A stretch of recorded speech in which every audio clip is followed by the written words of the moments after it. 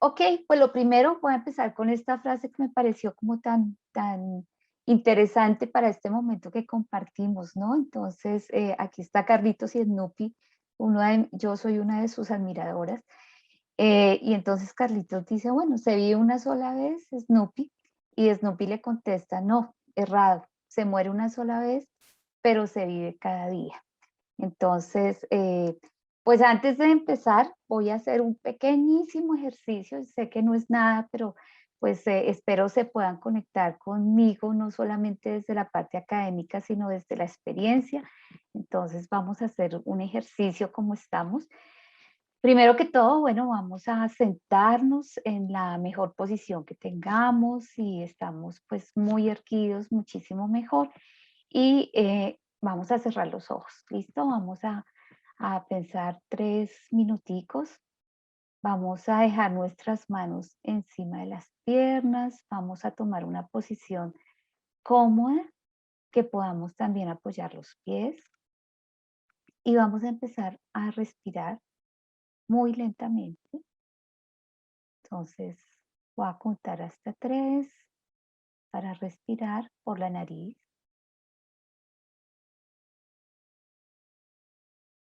Y entonces empezamos. 1, 2, 3 y soltamos. Y respiramos otra vez. 1, 2, 3.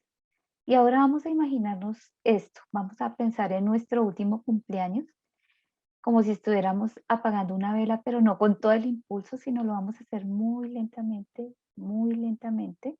Entonces respiramos y como si tuviéramos la vela aquí del happy encima, aquí frente a nosotros, pero muy lentamente. Bueno, y vamos a tratar de conectarnos con este momento tan especial que nos regalamos entre todos. Para mí es un regalo de la vida estar compartiendo con ustedes. Entonces, pues voy a empezar a hablar de qué es mindfulness, ¿no es cierto? Pues realmente creo que llegar a la profundidad no lo vamos a hacer en hora y media. Esto requiere experiencia, requiere práctica, requiere todo un dominio, pero yo les diría que también una filosofía de vida que a veces en nuestra crianza occidental, pues alcanzar ese proceso tan amplio, de pronto no lo vamos a lograr o lo vamos a lograr en muchos años, pero creo que desde la psicología, desde la ciencia, desde poder comprender la terapia, comprender cómo se hace la intervención y entender cómo ha evolucionado esto, sí lo vamos a lograr. Entonces, voy a mirar la definición, los componentes, los sustratos que desde la neuropsicología acompañan el proceso del mindfulness y nuestra experiencia, el impacto que hemos encontrado, o por lo menos que la evidencia ha encontrado en cómo es que funciona el mindful a través de la terapia y bueno, algunas conclusiones y sugerencias. Entonces, bueno, la mayoría ya conocemos que pues realmente lo que es el mindfulness, lo que es la meditación es un proceso milenario en la conducta oriental. Hay muchas también vertientes, pero la principal que nos atañe a nosotros es la vertiente budista, ¿sí?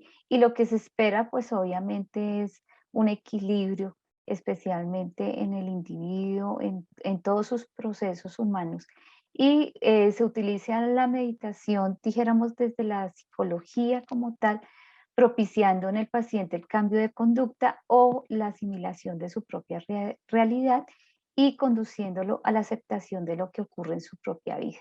Entonces, realmente llegar a todo un nivel tan alto creo que nos requiere unos procesos de vida también, no solamente desde las metodologías, pero sí nos podemos acercar y eso es lo que principalmente entendemos como uno de los propósitos que tiene a nivel de lo que es la psicología, ¿no es cierto? El mindfulness pretende que nosotros nos centremos en el aquí y en el ahora, que tengamos muy en cuenta nuestro presente, que seamos conscientes de cómo es nuestra vida, qué estamos haciendo en este momento, porque, y creo que muchos de ustedes que tienen gran experiencia en clínica, pues tenemos bastantes alteraciones a nivel mental y estas alteraciones están muy asociadas con cómo vivimos las experiencias y o nos quedamos mucho en el pasado, sintiendo culpa, tratando de pensar en lo que no debió ser y que son características, por ejemplo, a nivel de depresión. Y por el otro lado, también nos quedamos mucho deseando lo que quisiéramos que pasáramos. Entonces, eso nos da como unos rangos entre la depresión y la ansiedad, y eso se acompaña también con otros tipos de trastornos y alteraciones, ¿no es cierto? Como pues son las adicciones, como son los cuadros de trastornos alimenticios, o sea, ese precisamente no poder hacer una aceptación y un proceso de vida pues nos lleva muchísimo a lo que es el sufrimiento, ¿no es cierto? Entonces, uno de los pasos que queremos es centrarnos en el presente, entendiendo que para el mindfulness el presente tiene unas características. Uno es un acto de fortaleza porque la vida nos exige y nos pone muchos retos durante toda la etapa, durante todas las experiencias, igual esas situaciones positivas también las vamos a tener, pero es que a veces no podemos fijarnos qué está pasando con nuestra vida, de estar tan centrados en el atrás y en el mañana. Ok, otra cosa dentro del presente es que esta se estructura en la medida que nuestros pensamientos y cogniciones van cambiando.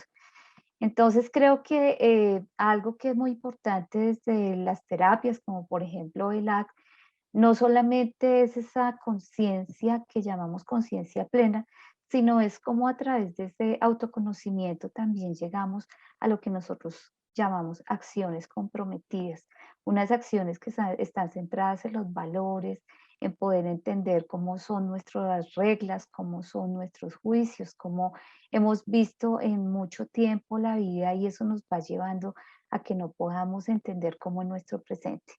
Y pues también dentro de lo que nos propone el mindfulness es que esto nos va a permitir la forma en que vemos las cosas y cómo aceptamos la realidad de la vida. Entonces diría que además de una metodología que ya nos ha dado fundamento científico, fundamento empírico desde las neurociencias, desde la clínica, creo que también es algo que nos invita a transformarnos a todos, no solamente pensando en nuestros consultantes, sino también en tener una transformación humana como psicólogos, como terapeutas y como seres humanos principalmente.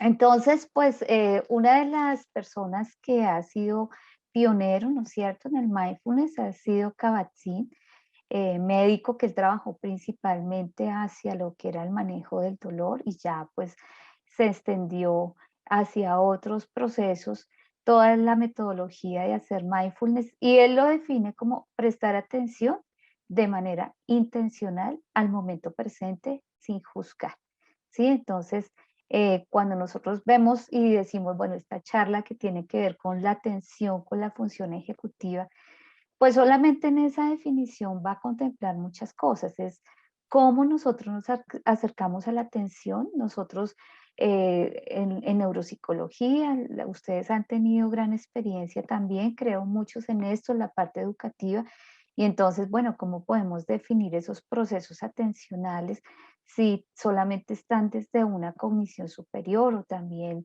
ahí está mediando el proceso emocional que es tan importante? Y pues cuando nosotros decimos vamos a focalizar, sí, es poder seleccionar una cantidad de estímulos en el ambiente, pero ahorita vamos a ver que a veces esa selección también nos juega donde no nos permite ver el presente.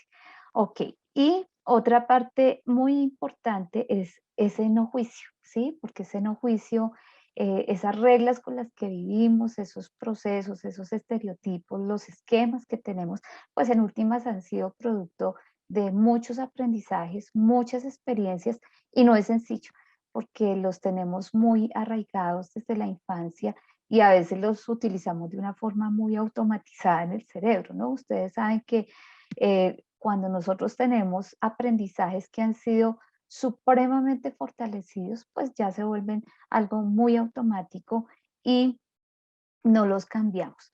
Como pueden ver acá, no me voy a detener en cada una de las definiciones, ¿sí? Cuando ustedes deseen, con mucho gusto, pues dentro de las revisiones que yo he hecho, si ustedes desean a través de ICEP o a través del correo de la piloto, pues con mucho gusto puedo compartir con ustedes pues toda la evidencia empírica que se ha tenido desde la parte de neurociencias como desde la parte de clínica. Pero lo que es interesante aquí es que, pues como muchas cosas en psicología, ¿no? Creo que casi todas, no podemos tener una definición exacta. Nosotros tenemos lo que llamamos constructos, perdón. Es una aproximación a poder tener definiciones que nos ayuden a ser explicativas, pero pues en nuestra psicología no hay una única verdad. Y pues afortunadamente, porque si no, eso querríamos decir que pues se nos acabó la investigación, se nos acabó la disciplina. Pero que no haya una única verdad no quiere decir que no haya tampoco unas vertientes que nos ayuden a explicar los fenómenos, ¿sí? Que eso es lo que tenemos desde una definición, no solo desde los constructos, sino también desde la parte operacional. Entonces, como ustedes pueden ver, aquí solo hay algunas, supongo que hay otras. Nosotros tenemos que en nuestras definiciones, pues algo que está así transversalizado en estas, uno es el rol que juega lo que llamamos conciencia y el rol que juega esa conciencia centrada en el presente. Ya en algunas de pronto ya hacen más énfasis a ese no juicio y al proceso de la aceptación, que pues también van de la mano, ¿no es cierto? Bueno, desde lo que ya dijéramos es uno de los objetivos propios de la terapia cuando nosotros hacemos uso de mindfulness como una técnica y como una estrategia terapéutica. Estos autores proponen que lo que nosotros deseamos es modificar el vínculo que tiene nuestro consultante, la persona con sus sensaciones, con sus sentimientos, con sus pensamientos, que activan y mantienen las alteraciones fundamentales. Aquí es importante que nosotros entendamos que en última nuestro comportamiento está muy asociado al contexto, ¿sí? De pronto desde ese punto de vista en activo, que es tan importante en neurociencias, pues nosotros no solamente tenemos unas características individuales, unas características biológicas que también en cierta forma nos van a determinar, sino que muchos de los comportamientos que nosotros tenemos están en función del contexto. Es decir, en qué medida esos comportamientos que a veces vemos tan disfuncionales es la forma de manejar nuestro contexto, ¿sí? Por ejemplo, en la parte de depresión, sabemos que desde las categorías diagnósticas, pues tenemos lo que es depresión mayor, etcétera, o en ansiedad, los trastornos de ansiedad y así sucesivamente, pero más entender, bueno, la depresión, qué papel juega en la forma en que yo estoy funcionando con el mundo y no puedo regularme emocionalmente, no puedo regular de pronto cosas que he vivido como unas pérdidas o que he percibido como que no cumplo muchas expectativas. Entonces ahí tenemos que también construir que estos vínculos que nosotros hacemos primero nos permite conectarnos con nosotros, pero también conectarnos con el mundo y entender muchas cosas que nos han enseñado por naturaleza no sentir, no decir. Yo creo que llevamos varias generaciones donde nos han enseñado que siempre tenemos que ser exitosos, siempre tenemos que salir adelante, ¿sí? Si uno es psicólogo, pues su merced no se deprime porque pues, ¿cómo va a deprimirse si es psicólogo? Pero en general eso lo compartimos no solo los psicólogos, sino con toda la humanidad, ¿no es cierto? Siempre tenemos que estar muy en la perspectiva de que somos fuertes y lo que eso nos ha costado un poco es ver que definitivamente tenemos muchos cuadros emocionales día a día en la clínica que se aparecen desde muy pequeñitos, ¿no es cierto? Pero que eso mismo nos da la pauta para entender que las emociones y los procesos de quiénes somos, qué pensamos, los tenemos que construir desde prácticamente desde el nacimiento, si se puede con la madre gestante y de ahí para adelante. Bueno, entonces, En general, podríamos decir que hay unos componentes principales en mindfulness sobre los cuales los voy a mencionar. Y uno es la atención al momento presente, ¿sí? Como les decía, esto es supremamente vital y es empezar a aprender, ¿sí? Que nosotros nos podemos centrar en el aquí y en el ahora. Y cuando no lo podemos lograr, pues eso a qué nos lleva a rumiar, a estar todo el día pensando, no lo logro, no lo hago, lo que fue, que por ejemplo vemos que es una característica supremamente en los procesos de depresión, ¿no? Además que nuestro consultante no solamente lucha con las pérdidas que pudo tener reales o con las pérdidas de esas expectativas, ¿sí? Sino también lucha con la depresión. Lo mismo pasa con nuestros consultantes de ansiedad, ¿sí? Por ejemplo, ustedes han tenido consultantes con ataque de pánico y ellos lo que quieren es no sentir el ataque de pánico.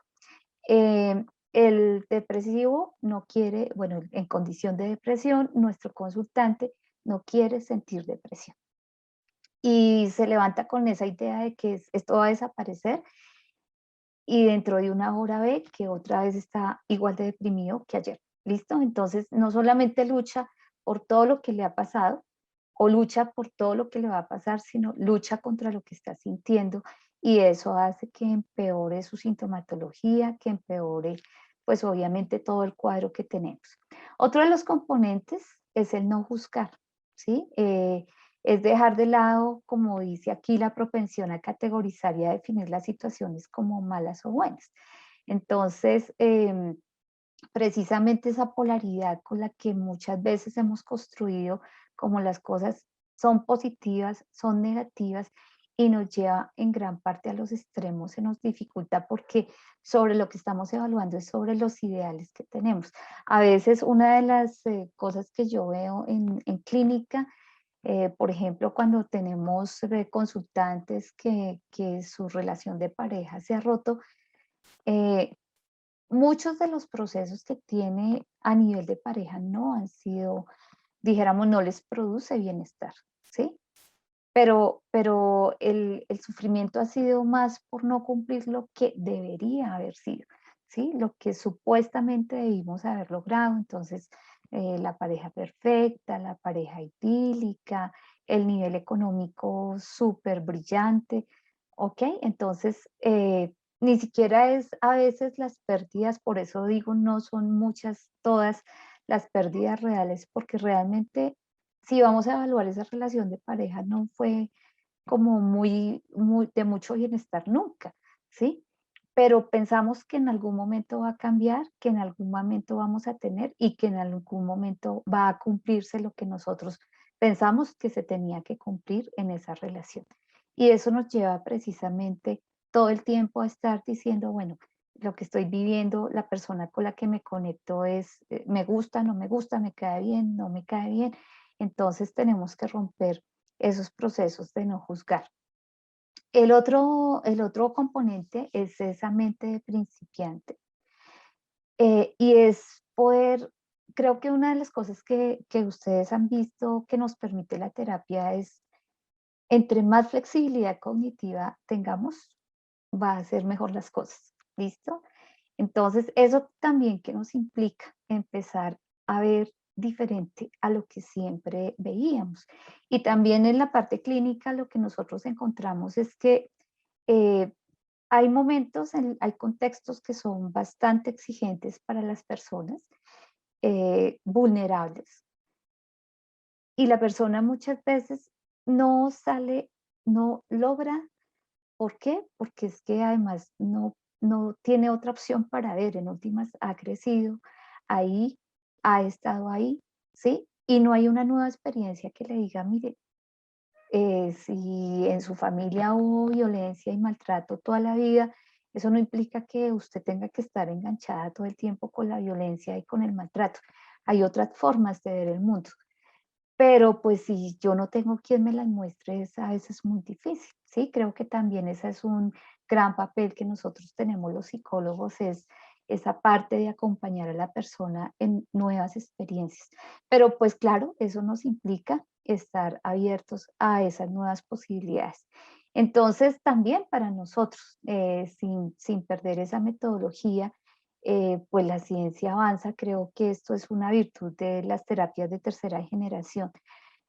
No quiere decir que lo que ha pasado no funcione, no sirva, ni más faltaba. Por ejemplo, las terapias cognitivo-conductuales han logrado y siguen logrando una gran evidencia, pero lo que tenemos que aprender es que también hay otras formas donde puede ser un poco mejor, donde puede ser hasta de pronto un poco más eficaz, sin quitarle el mérito a todo el recorrido que hemos hecho en la psicología.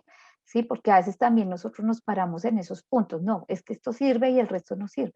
No, lo que pasa es que hay nuevas formas de ver las problemáticas y podemos avanzar no solamente en lo personal, sino desde nuestra disciplina científica y romper, como tal vez lo decíamos en algunos momentos, hace mucho hablábamos de los paradigmas. Entonces, eso nos permite esta mente principiante.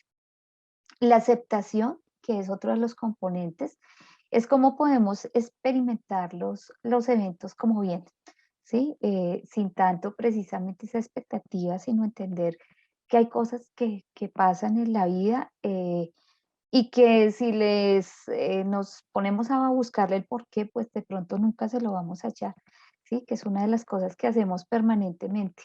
Entonces, como querer entender por qué pasan las cosas en lugar de vivir los eventos. Y eventos que a veces también por eso no es fácil aceptar, porque una de las cosas precisamente que no nos han enseñado y que tenemos que trabajar juiciosamente nosotros con las otras personas y como psicólogos, es entender que también nuestras emociones negativas, nuestras experiencias negativas tienen un propósito, tienen una historia y simplemente se nos presentan e igual de pronto nos vamos a sentir mal, pero eso no quiere decir que ahí se nos quedó la vida. Entonces, esos patrones evitativos que tenemos de no querer entender que muchas cosas que nos pasan, que no era lo que queríamos, hacen parte también de nuestra vida, es importante, ¿sí? Cuando nosotros aceptamos, una de las cosas interesantes es cómo aprendemos a entender que esos puntos tan negativos que tenemos, que de pronto se rompió una relación, perdimos un trabajo, perdimos un ser querido, bueno, tantas cosas que nos pueden pasar que no hacen, no es lo que estábamos planeando, ¿no es cierto? No era lo que queríamos. También puede ser un punto de arranque para construir cosas, ¿sí? Entonces, también, por ejemplo, una de las cosas con las que más luchan las personas, creo que los sistémicos son los más fuertes en ello, pero todo lo hemos vivido también en la clínica, es que definitivamente hasta que no se acepta la familia, es difícil avanzar, ¿sí?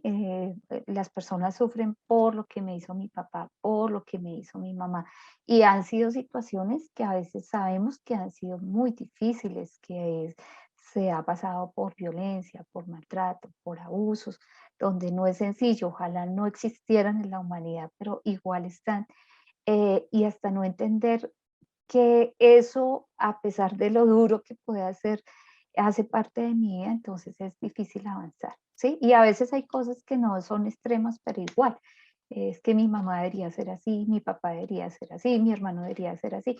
Entonces, igual no nos permiten avanzar. En pareja queremos cambiar la pareja, ¿no? Entonces, no, que le gusta el fútbol, entonces que no vea el fútbol, que sale, entonces que no salga, hace deporte, que no haga deporte. Y eso pues igual nos permite, no nos permite como aprovechar lo que estamos viviendo y nos enreda en otros eventos que en últimas no llevan a bienestar. Bueno, el dejar pasar, el desapegarse, ¿sí? Eh, Precisamente para no aferrarnos a todas las ideas, tampoco es no tener metas, precisamente cuando nosotros hablamos de esas acciones comprometidas es hacia qué valores, qué en nuestra vida cercano realmente está sumando o está restando, pero también tenemos que aprender que nosotros no controlamos todo, que esa es otra de las cosas que también nos han enseñado, ¿no? El control. Entonces, queremos controlar no solamente nuestras emociones, sino controlar cómo pasan los eventos de la vida, controlar qué hacen las personas que están alrededor nuestro, cómo deben pensar.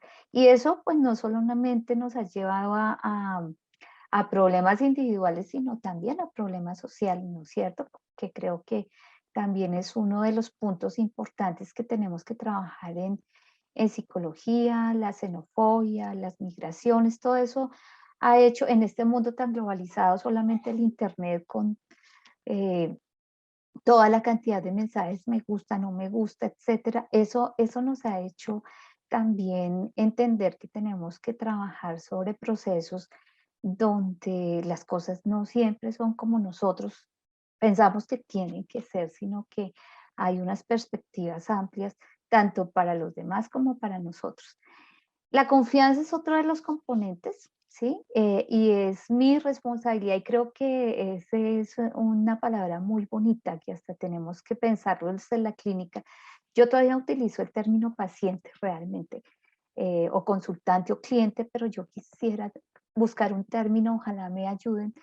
eh, pues en últimas el ser humano es también responsable de, de su bienestar, ¿sí? De entender que todos los días también tiene que dedicarse tiempo, que todos los días es un crecimiento, que por ejemplo mindful no es solamente sentarse y respirar, sino es un crecimiento personal hacia muchos procesos de la vida. Entonces, ese sentido de responsabilidad que tenemos, pero también identificando que como ser humano pues yo tengo unas características, soy ser humano, no soy perfecto. Y ese es un punto ya no solamente con mindful, sino desde la psicología positiva, desde el bienestar psicológico, es ese proceso de autoaceptación, ¿sí? Ese proceso de poder comprendernos y estar con el mundo y estar con los otros también desde la autocompasión, ¿no? A veces somos muy abiertos con los demás. Igual, a veces tampoco lo somos, nuestros estereotipos, los juicios, etcétera, pero también uno ve en la clínica que la persona es indulgente con los demás, pero es supremamente duro con él mismo. Entonces, todo el tiempo en esa rumiación se está culpando, está mirando lo que no debió ser, lo que le faltó decir, lo que le faltó hacer, y eso pues en últimas los lleva a esa gran confusión y a gran sufrimiento. Y una de las premisas también del mindful es no esforzarse, ¿sí? No rendirse tampoco a las cosas, porque no es rendirse. En esa parte de aceptación, aceptar no es simplemente resignarse, ¿no? Pero es entender que desde lo que nosotros queremos es tener esa conciencia plena, esa atención, y no estar todo el tiempo sobre lo que vendrá, ¿sí? Lo que debería ser, aunque no quiere decir que esto no tenga un propósito tampoco. Entonces es mantener ese equilibrio sin luchar, porque si no alcanzamos algo, eh, pues no lo logramos, lo estamos haciendo mal. Es más, este es todo un aprendizaje para el cerebro, ya lo vamos a ver, que nos ayuda. Y precisamente cuando entramos y uno le dice, bueno, vamos a concentrarnos, tiene que estar en el presente, no tiene que rumiar, entonces apenas la persona rumia, se da duro, ¿no? No lo logro, no lo puedo, no lo hago. Y precisamente es dejar fluir las cosas hasta que por fin podamos asumir y entender esos procesos de una forma, así como muchos los hacemos de manera automática, que no nos contribuyen al bienestar, esto se vuelve algo automatizado, pero pues toca practicarlo, ¿no? Toca con la experiencia, con la constancia, no se logra. Y pues bueno, los grandes budistas nos llevan miles de años, entonces también desde el momento que nos llegue a la vida y cómo nos va a llegar es importante. Y eso se conecta pues entonces con la paciencia, ¿sí? Que igual en nuestra cotidianidad, a veces en el responder con todo, en hacer las cosas, pues no nos permite elaborar esto que es saber que hay unos procesos en la vida, ¿no es cierto? Y que las cosas van fluyendo, no quiere decir que no estemos cerca de esas acciones comprometidas, pero es que queremos todo ya. E igual no solamente a veces en lo personal, sino en la clínica nos pasa, ¿no es cierto? Uno de los puntos donde nuestros consultantes a veces abandonan o a veces no tienen mucha adherencia es cuando desean solucionar el problema ya, ¿sí? Y bueno, claro, la psiquiatría nos ayuda mucho y la neurociencia es a entender que la parte farmacológica es importante, pero hay cosas que farmacológicamente que se pueden dar en un día y conductualmente se pueden dar más o menos en muchos meses, pero si yo lo trabajo, igual los puedo lograr, ¿sí? Entonces, las personas quieren el psicólogo de manera muy reactiva, donde tengamos un problema, un motivo de consulta, y si no se me arregla en un mes, 2 meses, entonces tomo otras opciones que como les digo, desde la neurociencia sabemos que la parte farmacológica tiene un efecto y a veces será muy necesario porque sí lo es, pero hay otras cosas que si las trabajamos se logran y hay otras que cuando se logran entonces ya no es tan necesario tener esas medicaciones. Claro, eso se los dejo, yo soy psicóloga, soy neurocientífica, pero no soy psiquiatra, entonces ese proceso, siempre que un consultante me dice, y entonces dejo esto y yo, por favor diríjase a su psiquiatra, él es el dueño de su parte farmacológica, yo no, listo, pero sí lo invito a entender que más que pensar uno en la farmacoterapia, es que hay procesos que él puede lograr en la medida que haga esos continuos aprendizajes, ¿ok? Bueno, esto dijéramos, pues hay otros componentes, pero son como los más generales del mindfulness. Y ahora pues me voy a referir a esos sustratos que nos permiten entender cómo desde la parte empírica y desde las neurociencias pues apoyan estos procesos. Pues aquí una de las cosas que les mencionaba es cómo varias terapias, no solamente, por ejemplo, desde la parte gestáltica, también utilizan el mindfulness como una estrategia que ayuda y que complementa los procesos terapéuticos, entendiendo que pues en esta diversidad que es importante que todas en gran medida a través del mindfulness, pero también por sus propias metodologías han tenido evidencia empírica, ¿no es cierto?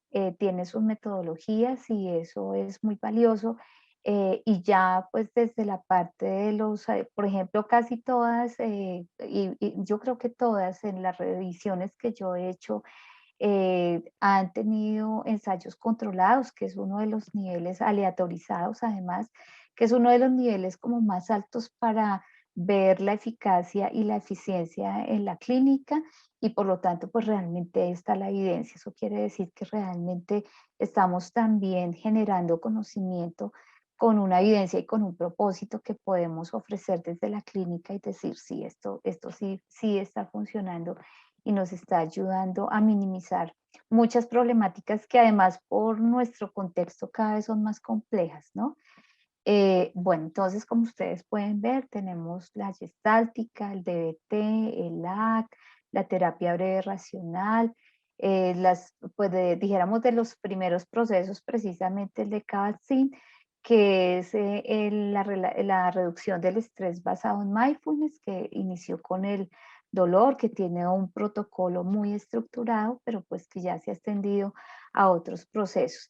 Y la terapia cognitiva basada en mindfulness. Entonces, para todas ha sido una estrategia que acompaña toda su metodología, pero que realmente prepara al consultante precisamente a esos procesos de aceptación. Entonces, el poder no solamente porque hacemos respiración diafragmática, que es uno de los pasos, es uno, pero en últimas lo que queremos no es que la persona se relaje, aunque también lo logra, sino es que empiece a conectar con su parte emocional, con su parte física, con su cuerpo, que empiece a entender quién es él, qué siente, ¿no es cierto? Y bueno, no sé si ustedes lo han sentido, uno a veces siente que es como sencillo, ¿no? Hablemos de emociones, ¿usted qué siente? Estoy triste, estoy ansioso, etcétera. Pero cuando lo hacemos en la clínica no es tan sencillo. Cuando empezamos a hacer estos procesos, hay personas que no siempre generan bienestar, por el contrario, generan malestar, porque no saben qué sienten, no saben cómo lo sienten, no saben cómo expresarlo. Entonces, ahí ya también va conectado con un proceso que es ese reconocimiento emocional y esa aceptación emocional. ¿Sí? Y esa aceptación de los pensamientos, pero no con juicios, de las vivencias, pero igual no con juicios. Entonces, bueno, este es todo un proceso que nos ayuda. Desde la parte neurocientífica, que creo que es lo que mejor me atañe, entonces, pues creo que la parte afectiva, todo el desarrollo que ha tenido la neurociencia en estos años ha sido muy significativa y pues tenemos como 5 elementos que yo rescato que son muy claves. Uno es el marcador somático, pues Damasio nos da todo un proceso de cómo definitivamente es una conexión completa a nuestras emociones desde sistema nervioso central hasta sistema nervioso periférico, la teoría de la mente que nos ayuda a entender cómo entendemos a los otros, cómo sabemos y cómo nos implicamos en esos procesos. En la parte de cognición social, entender las emociones de los otros, entender mis emociones, poderlas leer, que está conectado, además todo esto está conectado con el proceso de empatía, es realmente puedo entender al otro. Recordemos que hay 2 niveles de empatía desde la parte de neurociencias, que es la empatía cognitiva, ¿sí? Y la empatía emocional, y a veces nos es muy fácil y no siempre conectar con la empatía cognitiva, pero no nos es fácil conectar con la empatía emocional. O sea, entendemos qué le está pasando al otro, pero ya llegar al nivel de casi sentir lo que él siente, no porque si ustedes ven, uno a veces dice tenaz, porque qué tal que a mí me pase, terrible. Yo, no, terrible si eso a mí me sucede. Ahí estamos solamente en el plano de la empatía cognitiva. Cuando realmente yo logro la empatía emocional, es casi estar literalmente en la piel del otro y sentir todo lo que son sus procesos, sus emociones, sus pensamientos. Eso es un nivel de empatía más alto. Y también con Risolati, uno de los aportes pues tiene que ver con las neuronas en espejo. Aquí brevemente, y pues les recomiendo también este autor, ya es un artículo del 2012, pero sin embargo es muy interesante porque nos está mostrando cómo en últimas, hacia lo que podemos entender del trastorno mental es que nosotros tenemos varios circuitos neuronales que nos implica que si estos circuitos no están funcionando de manera coordinada, equilibrada, precisamente nos va a llevar a grandes alteraciones. Entonces, no me puedo detener por factores de tiempo en este proceso, pero bueno, aquí tenemos el circuito frontoparietal, el, el, el modo de la red por defecto, ¿sí? La parte corticolímbica y la parte frontoestriada, que son tan supremamente importantes los ajustes y las adaptaciones. Entonces, cuando no tenemos precisamente ese equilibrio entre su activación y su desactivación, cuando se requieren, pues entonces aquí hay unas evidencias de cómo en cada una de las redes vamos a tener unos trastornos específicos que pues se van a dar porque están más activadas algunas zonas, especialmente las subcorticales, e inhibidas las frontales.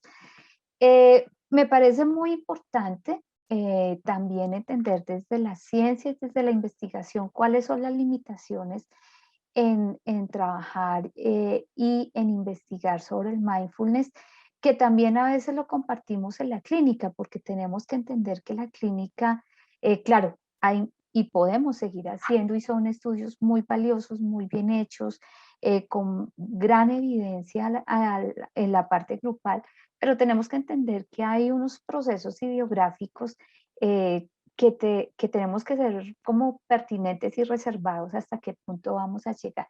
Entonces, dentro de las limitaciones está, por un lado, la relativa escasez o disponibilidad de sujetos experimentales con un alto nivel de experiencia meditativa. Prácticamente todos los que estamos acá, entonces saldríamos del grupo experimental porque Creo muchos, al menos que vengamos de otra cultura, de otras orientaciones, pues no hemos tenido una crianza en estos procesos, sino nos estamos aproximando, lo cual es realmente valioso, es una ganancia en la vida, pero pues tenemos que entender que hay niveles de niveles en muchas cosas.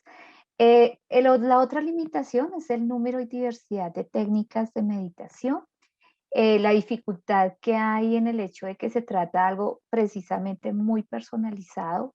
Entonces, pues no siempre esa parte individual tenemos más que no hacer investigación, es ahí vamos a la validación interna y externa de la investigación, y es entender que cuando investigamos, saber bien cuáles van a ser esas limitaciones, cómo las controlamos, y creo que ese plus de la investigación tiene que ser hacer muy buenos proyectos antes de investigar. Entonces, plantearnos esos anteproyectos de investigación. ¿Qué es lo que vamos a investigar para que no tengamos sorpresas que en últimas no podamos explicar desde la ciencia?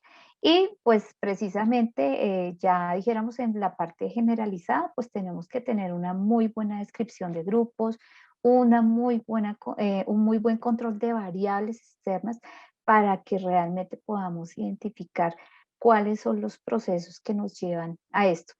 Eh, Algo que ha mejorado, pero creo que también es un llamado porque nos falta muchísimo en eso, ya hay estudios, pero nos faltan. Es precisamente, de pronto no tenemos todo el bagaje, muchos estudios pues se han dado con resonancias. Hay algunos, y en eso creo que es un plus porque es un llamado a hacerlo, es aumentar todo el proceso de la investigación desde lo que es neuropsicología. Entonces, no solamente desde la resonancia, sino pues nosotros tenemos valiosos instrumentos que también son validados, que han estado estandarizados y que eso nos puede permitir avanzar en la investigación desde la parte del mindfulness.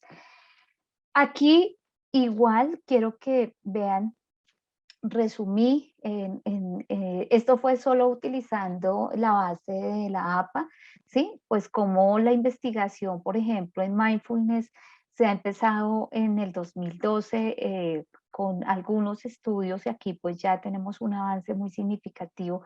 Solamente en este año que todavía no se ha terminado, se han publicado 103 artículos. Aquí pues tenemos varios autores desde la clínica que han hecho estudios muy bien realizados, muy bien planeados con sus metodologías. Entonces, pues en esta tenemos a Hayes, que por ejemplo es muy significativo para nosotros, tenemos a Siegel.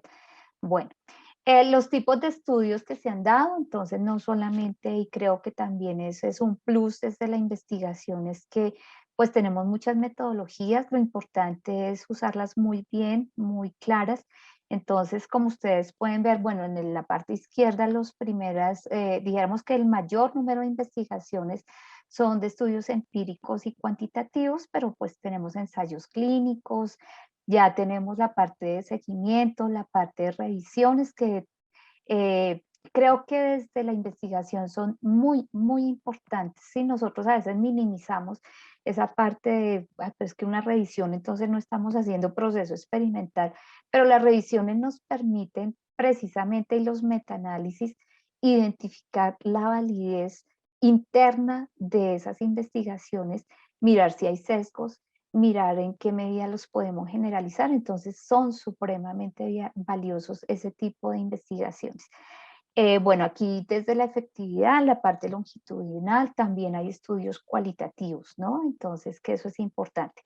Cuando ya me detengo en lo que es mirar mindfulness con neurobiología, pues aquí hay algunos términos de búsqueda desde la parte de investigación. Perdón, estoy mirando el tiempo.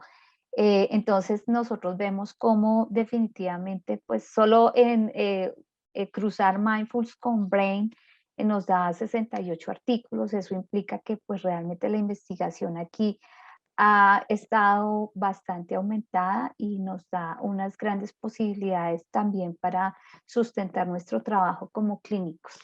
En relación a las investigaciones, de acuerdo a los grupos, Ya hay investigaciones en chiquitines, ya hay investigación en preescolares, no es la más abundante, pero existen, sí, que es importante, igual en los adultos muy mayores, por encima de 85 años, y pues ahí ustedes encuentran lo que solamente, como les digo, utilizando la base de la APA, esto es la cantidad de artículos que pueden encontrar.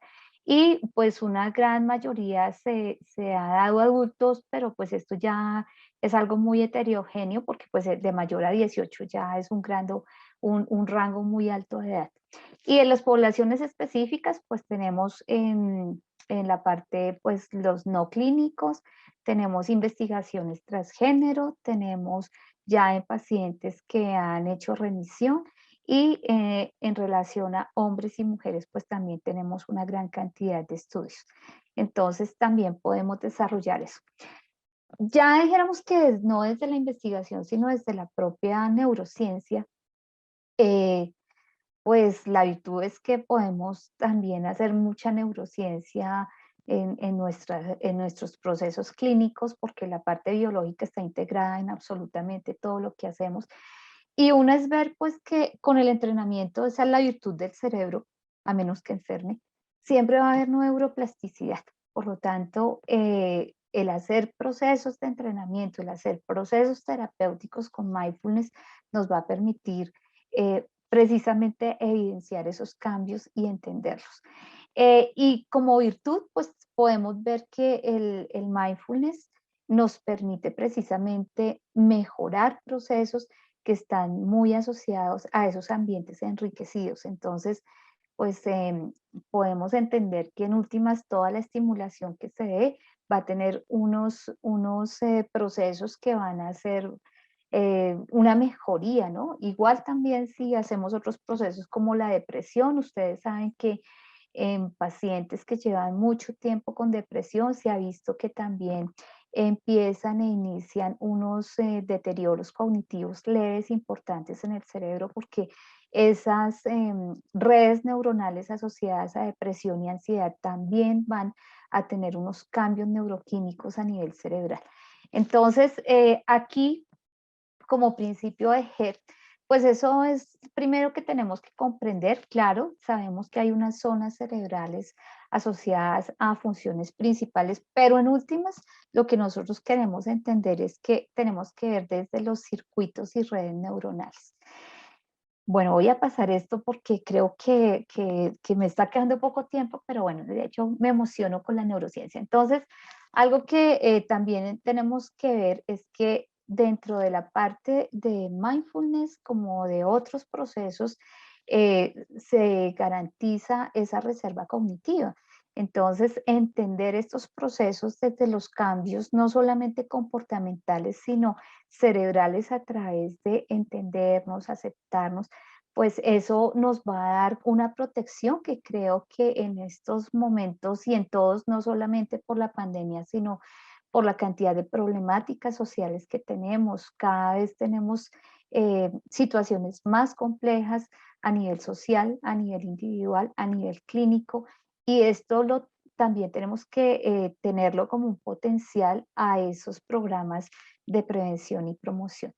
Aquí simplemente pues vemos estos son estudios sobre reserva cognitiva, sobre estimulación, entonces cómo hay unos cambios que definitivamente se van mejorando en el cerebro, ¿sí? Aquí, entonces en los ambientes enriquecidos y podemos ver el mindfulness como una opción para ese ambiente enriquecido.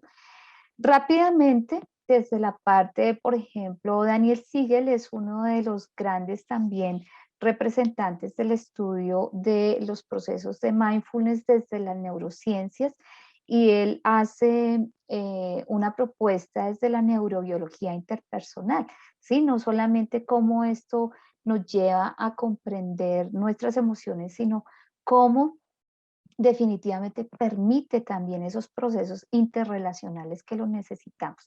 Para él el mindfulness lo define como un estado mental y ese estado mental a su vez lo define como un patrón total de activaciones del cerebro en un momento concreto en el tiempo, con dos funciones fundamentales. Uno, coordinar la activación, la actividad que tiene el cerebro en el momento y crear patrones de activación cerebral que tendrán mayor probabilidad de producirse en el futuro.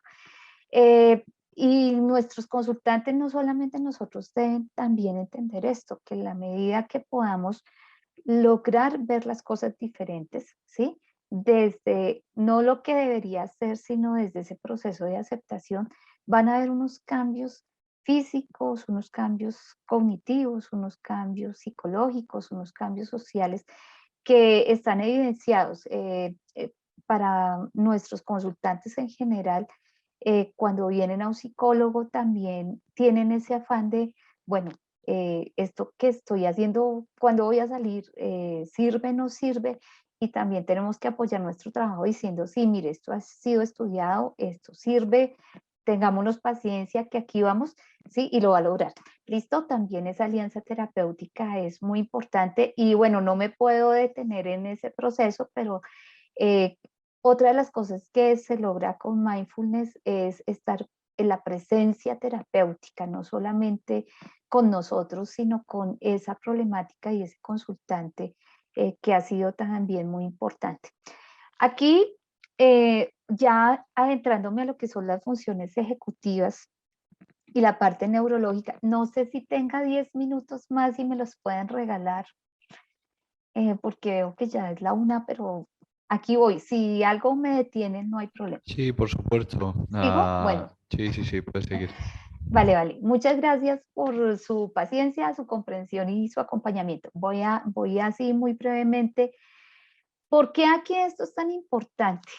Nosotros tenemos dos niveles como de comunicación a nivel cerebral, ¿sí? Que se han definido como top-down o bottom-up, que son los procesos que nosotros hablamos son de arriba abajo o de abajo arriba. Es decir, desde áreas sensoriales, ¿sí? Que son muy automatizadas, a áreas corticales, ¿sí? Que serían más de abajo hacia arriba, entendiendo también que ahí median algunos procesos subcorticales, o desde la parte del lóbulo frontal principalmente hacia la parte más automatizada, que sería la parte más parieto-occipital y algunos procesos más hacia nivel posterior del temporal.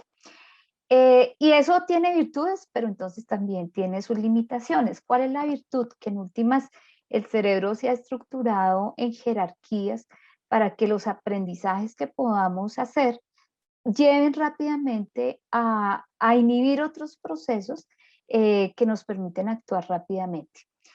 Pero entonces, ¿cuál va a ser la limitante aquí? Que nosotros precisamente cuando hablamos de no juzgar, nosotros ya tenemos unos aprendizajes que están tan supremamente automatizados porque llevamos todos los días pensando lo mismo, todos los días haciendo lo mismo, criados muchos años en esos esquemas, que eh, la parte cortical superior, especialmente anterior, que tiene que ver con el lóbulo frontal, nos quita a veces la oportunidad de observar las cosas con novedad, ¿sí? Entonces, una de las invitaciones es precisamente, y ya vemos cómo es que la función ejecutiva aquí se enhebra con esto, es empezar a ver las cosas como antes las hacíamos, de una forma nueva, de una forma donde no lleguemos de una vez a hacer esas conclusiones, sino observar primero los procesos que tenemos enfrente, ¿sí? Que esa es una de las ganancias. Esa es cuando yo estoy hablando en presencia, estoy diciendo lo que en este momento es, no lo que fue, no lo que va a ser. Y el cerebro sí está muy preparado a, quitemos eso que ya sabemos cómo va a ser, entonces sigamos adelante y no nos detengamos. Entonces, otra vez nos ponemos en automático en muchas cosas de nuestra vida. Para Siegel, esto van a ser precisamente lo que él llama unas vías de información que nos permite estar conscientes, ¿sí? Unas que tienen que ver como muy desde lo sensorial, que está en la parte física externa, está la parte de interocepción, está nuestra visión de la mente y está la resonancia, que ya esto es más complejo, eso daría como para 2 charlas más sobre cognición social y cómo precisamente esas redes empiezan a equilibrar en muchos procesos para poder lograr esos procesos de empatía. ¿Listo? Entonces, es decir, mire, claro que la parte frontal es súper importante, ha sido súper adaptativa en el cerebro, en nuestra evolución, pero también tenemos que empezar a ver qué tanta automatización tenemos en la parte posterior que no nos permite ver lo nuevo, ¿sí? Y no podemos entonces precisamente flexibilizar. Entonces, en esa parte de observar, tendríamos en esa parte de mente de principiante, poder hacer esa estimulación hacia adelante, no solamente de adelante hacia atrás, desde la parte occipito parietal, ¿sí? Eso que nos implica ver, nos implica tocar, nos implica entender nuestro, nuestra parte. Ustedes saben que el parietal está muy asociado con el proceso somático, entonces ese marcador somático de Damasio está muy conectado con lo que hay atrás, ¿sí? No solamente con lo que hay adelante, que precisamente a una de las cosas que nos lleva es a inhibir rápido, ¿no? Usted se siente mal, venga, funcione y solucione, pero no sienta. Entonces, es poder involucrar esa parte tanto, cortical, pero también la parte de atrás que nos lleva a esa observación. Bueno, aquí tenemos en estas redes, pues a nivel de mindfulness, lo que se ha encontrado es que la red ejecutiva es importante, hay una red de orientación y una red de vigilancia, que eso también nos permite precisamente aumentar el proceso atencional, ¿sí? Ya igual no me puedo detener en todos la jerarquía en los procesos atencionales, pero lo que sí tenemos que ver es una que nos permite estar alerta, ¿sí? Eso quiere decir que pues ya nuestras ondas beta están más integradas a lo que estamos haciendo, estamos más en esa presencia y podemos también, el hecho de poder observar un estímulo nos permite también hacer unos procesos hacia otras cosas novedosas, que es también lo que llamamos ese enganche y ese desenganche a nivel de mindfulness. Entonces, cuando estamos en la parte de conciencia, ese control voluntario dijéramos que en últimas lo que se quiere a nivel cerebral es estar atento de estar atento, ¿sí? Que si yo siento que me distraje, pues entonces vuelvo a retomar, ¿sí? Y en la medida que lo vamos a hacer cada día, va a ser más sencillo que el cerebro ya no empiece todos los días a retomar, sino ya se pueda centrar en un proceso, en una situación y en el presente. Ok, y otro de los factores que va a ser muy desde estas estructuras que son más subcorticales es esa orientación hacia los estímulos. Entonces, esta es una red atencional que incluye, pues, si ustedes ven, potencia todo el cerebro.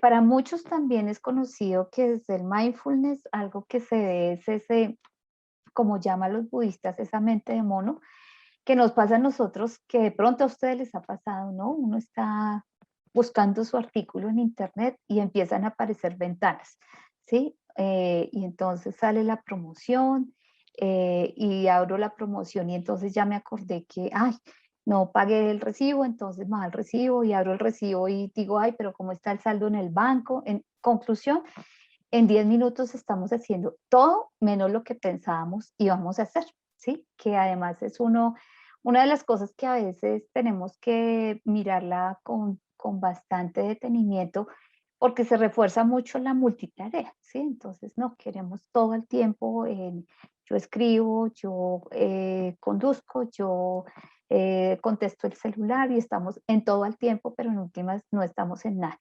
Entonces, cuando tenemos ese tipo de comportamientos, ¿sí? Aparece precisamente esa gran activación en la red neuronal por defecto, que se ha encontrado, pues que no nos deja en últimas atender algunas cosas de nuestra vida, atender a la vida, ¿no?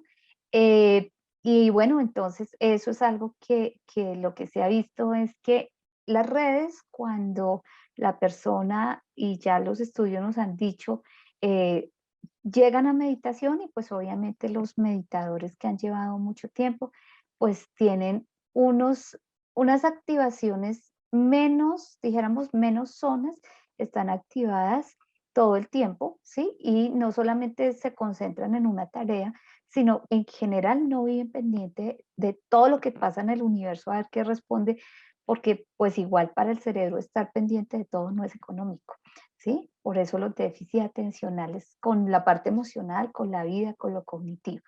Entonces, desde la red tenemos hay tres sistemas importantes, que es el subsistema nuclear, que nos da dirección cognitiva e interna y se activa cuando estamos como abstraídos. Entonces, imagínense un paciente con depresión en esta red, pues él está completamente ensimismado y todo le ayuda, ¿no? Bota las llaves, llega tarde, pelea, se aísla.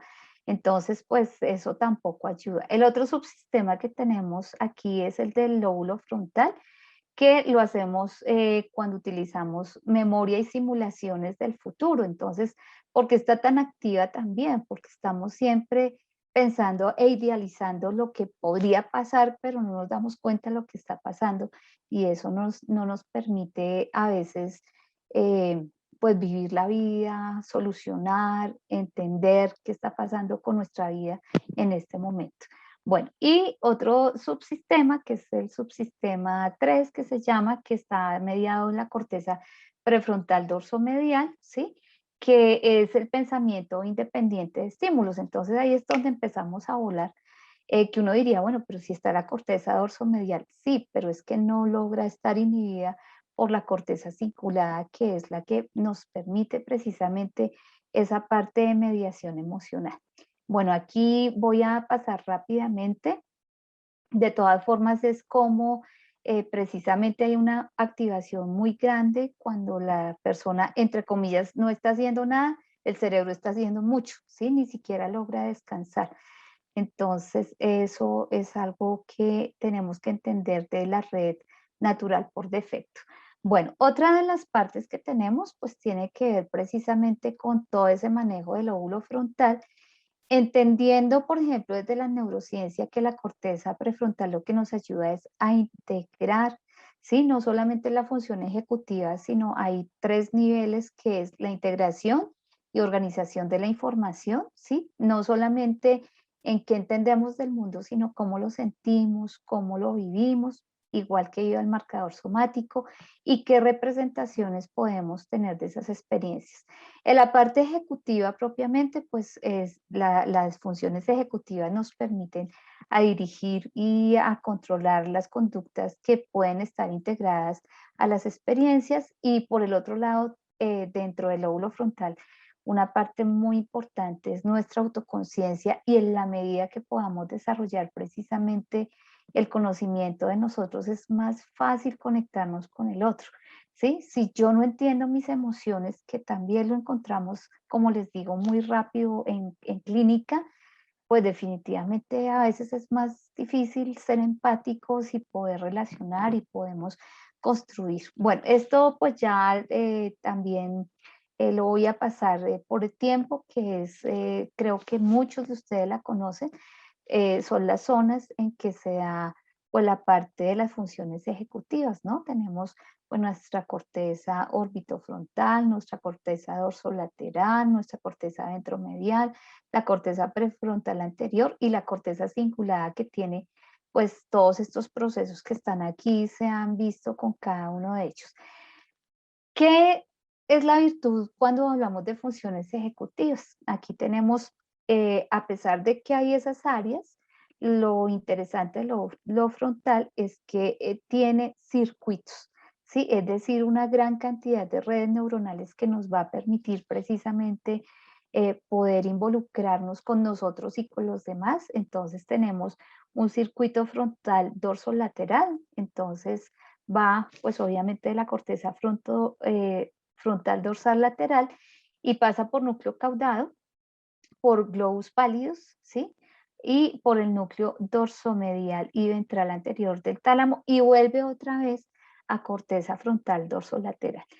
Recuerden que, por ejemplo, esto no solamente es a nivel motor su importancia, sino a nivel emocional. Tiene unos procesos muy importantes y están asociados con esas redes también de refuerzo en la conducta. El otro circuito sería el orbitolateral, ¿sí? Que va, pues, como ustedes pueden ver, la corteza orbitofrontal lateral, va al caudado, va después a globos pálidos, al tálamo y otra vez vuelve a la corteza orbital frontal lateral.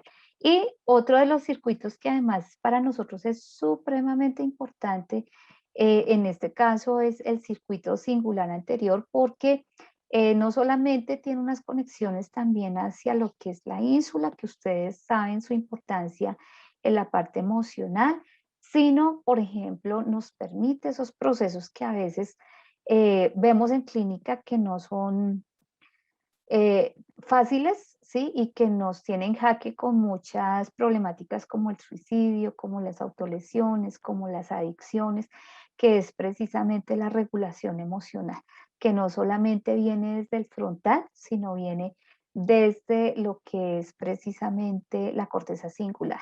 Entonces, teniendo el mindfulness, igual vamos a tener primero que podemos buscar y qué es lo que nos puede dar esa virtud de utilizar mindfulness. Primero, atención plena, lo cual a través de las vías que están ahí en la diapositiva nos va a llevar al proceso metacognitivo, que ya sabemos es entender cómo están nuestros procesos, nuestras emociones y evaluarnos a nivel interno, que es tan importante también, no solamente en lo cognitivo, sino en la clínica. Si yo hago proceso metacognitivo, eso me va a permitir también irme a esa parte posterior y captar esa realidad, la cual la puedo observar, y esa observación, cuando yo no soy reactivo, sino aprendo a que primero hago stop, paro un poquito, veo el momento y después sí me emociono, ¿sí? Pues también nos permite desarrollar paciencia. Y cuando yo desarrollo paciencia conmigo y con la vida y con los demás, desarrollo tolerancia, ¿sí? Y entonces llego al no juicio. Eso nos permite además, entonces, lo que se ha visto a través del mindfulness es que hay una gran activación a nivel de hemisferio izquierdo. Ustedes saben que el hemisferio derecho igual es súper importante, pero es muy emocional. Nosotros necesitamos el hemisferio izquierdo para conectar nuestras vivencias, nuestras memorias con todo lo que es la parte de nuestra vida. A veces cuando estamos muy en hemisferio derecho, ahí sufrimos, pero además no entendemos por qué, pero me siento mal, me siento estresado, me siento angustiado. Y esa simetría, hay algo que también se ha visto que nos lleva al bienestar eudaimónico, que está más centrado en el desarrollo de nuestros potenciales, ¿sí? Y esa parte del desapego nos llega a teoría de la mente. Entonces, entre la parte posterior y la parte anterior se forma un circuito donde se retroalimenta continuamente y me permite ese solo hecho de poder observar mejor la vida. Además, va a tener una consecuencia en la parte de la función ejecutiva porque me permite tomar decisiones, me permite entender la vida, me permite entender al otro, en fin. ¿Qué se ha visto en términos generales para nosotros los clínicos, que es importante y para los demás?